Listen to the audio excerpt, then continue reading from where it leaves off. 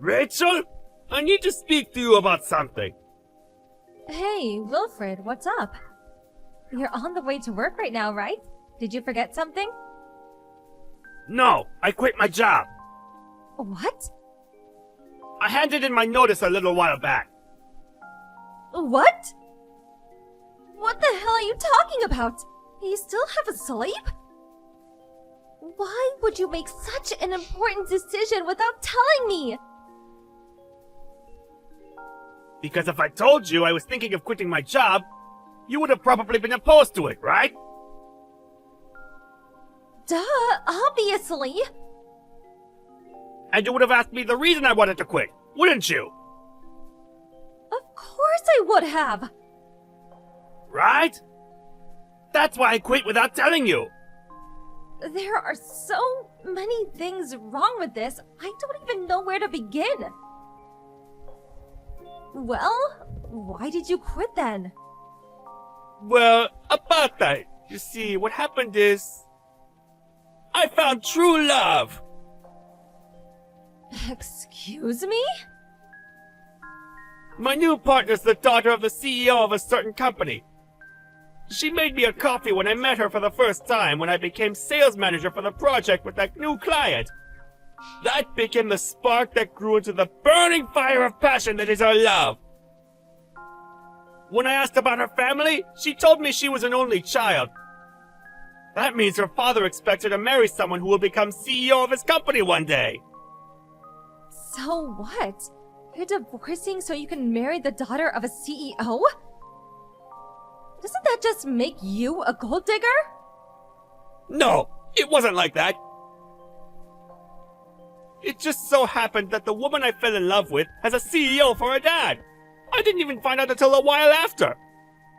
I love her, and she loves me. Our love is the essence of purity itself. I hope you can somehow understand and be happy for the two of us, and give us your blessing. I seriously don't even know where to start. You have a son, for crying out loud! What about Peter? Where does he stand in all of this? You should know better than to do something like this as a fully grown man with a 17-year-old son. I accept this isn't fair on you and Peter. But the flames of our burning passion cannot be extinguished. I should have already received my severance package, so I'm willing to send you all of it as compensation. Think of it as my way of saying sorry. I won't go after any of your assets during the divorce either.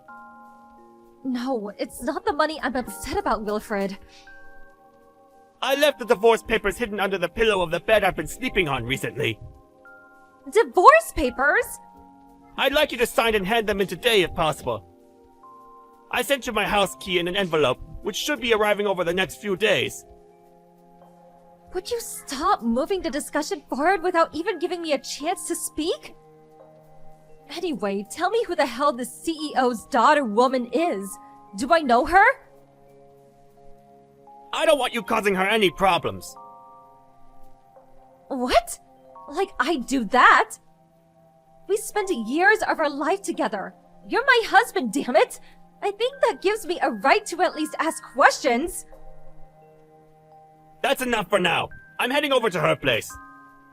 Make sure you take good care of Peter for me. Don't you dare, Wilfred! Wait!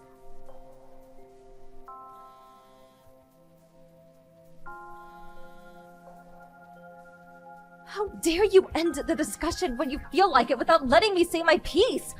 Ugh, I barely recognize you anymore.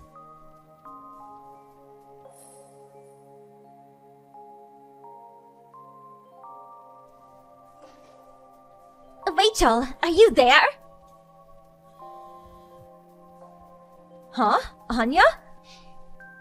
I haven't heard from you in ages. What's up? Will you please do something about this? This? Wilfred is your husband, right? Sorry, I don't follow. What's going on? He stood outside my house as we speak, and he won't stop shouting. What? What is he shouting? I floated down like a petal on the breeze to be with you, who shines more brightly than anyone else across the earth or the seven seas. The day has come when our love may finally blossom before all men, no longer fearing what other may think, being stopped by nothing or no one ever again. I hereby swear on our eternal love, my precious darling, my honey dove. I think I'm gonna be sick. Please help me, I'm begging you.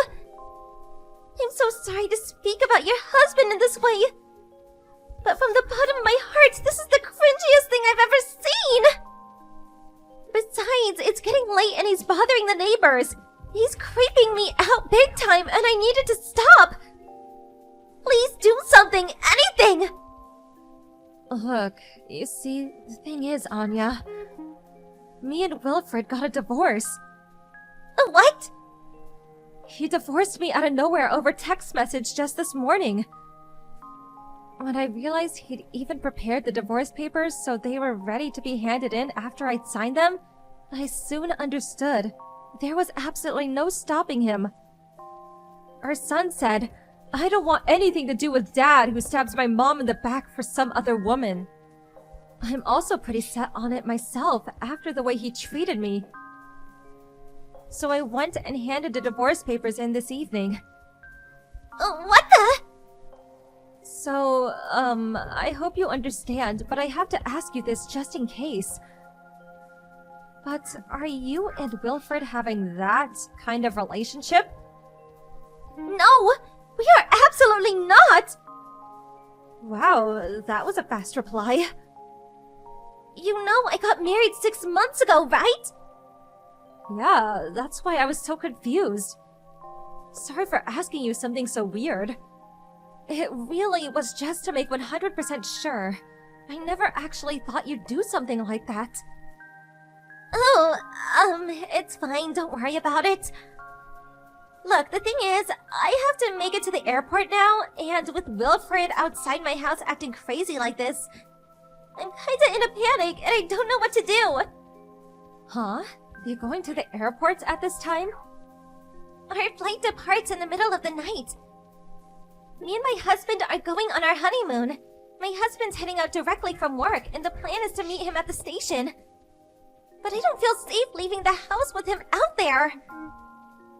I see. Give me a minute, Anya. I'm gonna message him. I'm so sorry about all of this.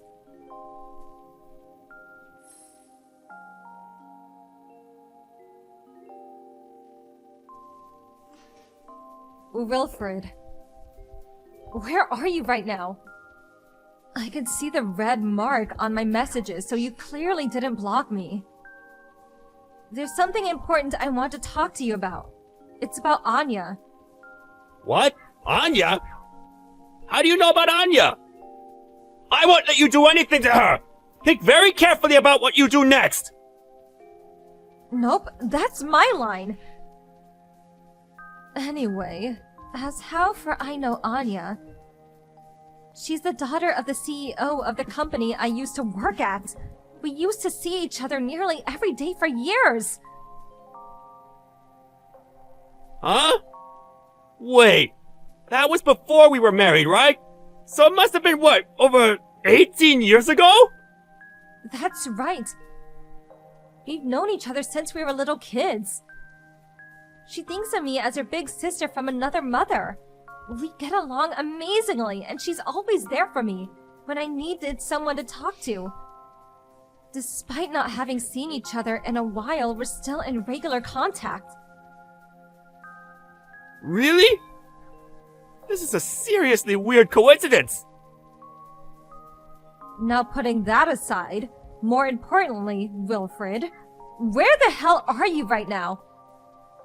And what the hell are you doing to Anya? That poor woman. What am I doing? What do you mean? I just proposed, that's all. That's all? You make it sound normal. What the hell are you doing bothering her at this time of night? Me and you are divorced now. I had to let Anya know how I truly feel about her as soon as possible, day or night, rain or shine. Me and her are soulmates, you know? Have you ever heard the term disturbing the peace? You're causing a nuisance to the neighbors. The police will probably come if you don't cut it out soon. Don't talk silly. Not a person alive could call my emotion-filled, dramatic declarations of undying love a nuisance. This is a thing of beauty. The neighbors are probably being moved to tears as we speak.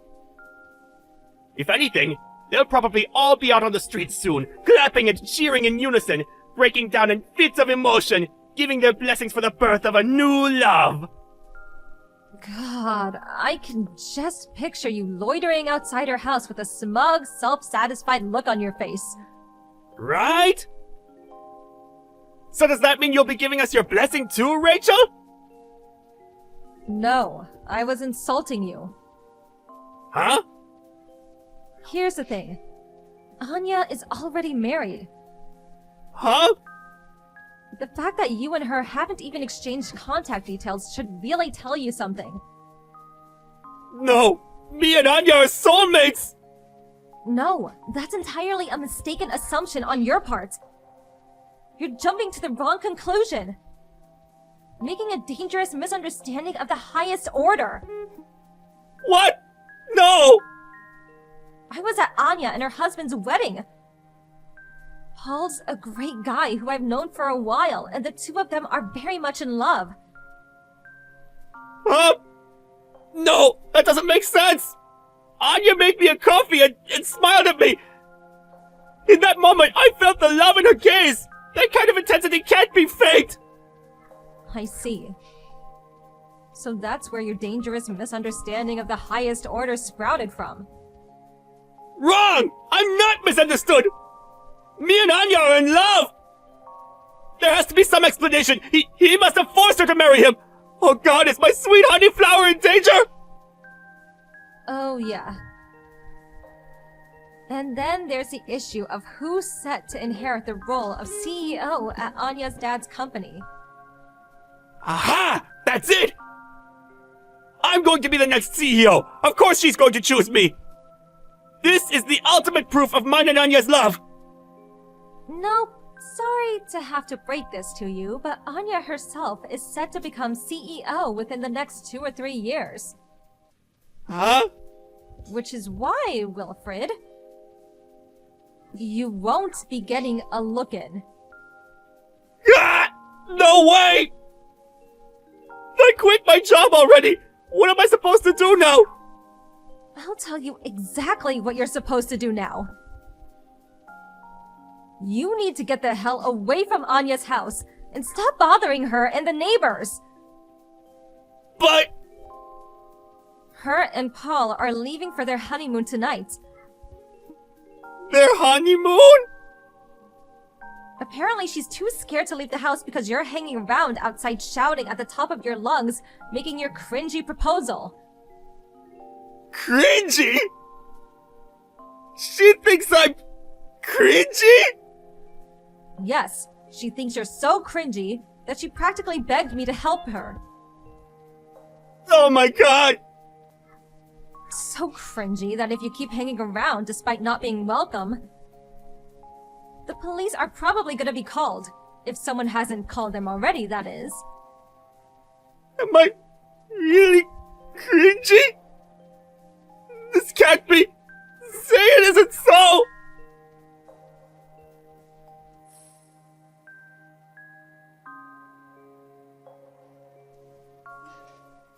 Anya told me that peeping through a crack in the curtains, she saw my ex-husband's expression suddenly shift to one of terror as he hightailed it out of the neighborhood. I was so pleased he knew when to give up, or so I thought. Next, he showed up to what used to be his old home to see me and my son. But he's a stranger now, and I have no reason to let strangers, and creepy mentally unhinged ones at that, into my house. When I pretended I wasn't home, he began reciting romantic poetry through a letterbox, declaring his undying love for me and his desire to return to his old family life. I promptly called the cops, and before I knew it, he was being escorted home in the back of the police car. After that, word of his misdeeds reached his parents, who, fearing the risk he posed to society, forced him to go and live with them in the countryside. Last I heard, he's looking for a job right now. But between his job prospects looking dim because he's well past his prime, and the weight of the realization that he made a misunderstanding of epic proportions, as well as the accompanying hit to his self-esteem, and finally, the sense of loss brought about by realizing his true love thought he was a creepy weirdo, it's probably only a matter of time before his transformation into a full-blown NEET is complete.